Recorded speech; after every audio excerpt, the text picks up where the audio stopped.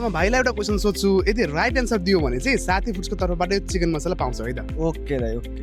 यो भाइको क्वेसन पनि एकदम सजिलो छ हैन? तामाको गाग्रीमा सुनको असर्फी के हो? तामाको गाग्रीमा सुनको असर्फी। असर्फी असर्फी भनेको के थाहा छ? थाहा छैन दाइ।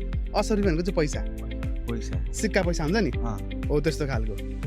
तामाको गाग्री छ अरे हैन? हजुर। त्यो गाग्री भित्रकै सुनको असर्फी छ अरे क्या। पहिलो असर्फी के हो? के हो त्यो?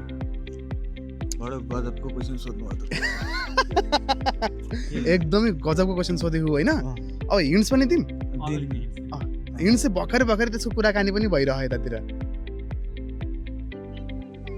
एकदमै हाम्रो दैनिक प्रयोजनमा आइरहने चिज हो, एकदमै चिज। तामाको गाग्रीमा सुनको असर्फी के हो? दैनिक प्रयोगमा आउने चिज हो।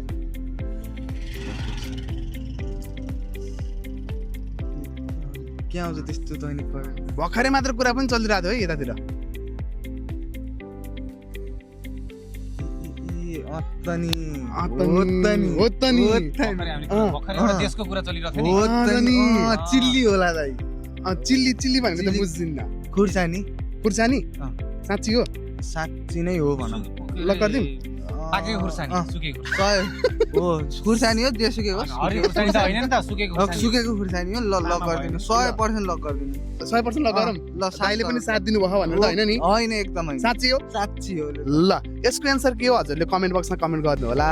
र हजुरले भन्नुभएको एन्सर चाहिँ विडम्बनाको साथमा सही हुन सकेन चाहिँ म भन्दिनँ। यो रङ भएको छैन, राइट भएको छ। हजुरलाई धेरै धेरै बधाई छ। हजुरले साथी फुड्सको तर्फबाट फर्स्ट चोइसको यो चिकन मसला प्राप्त गर्नुभएको छ।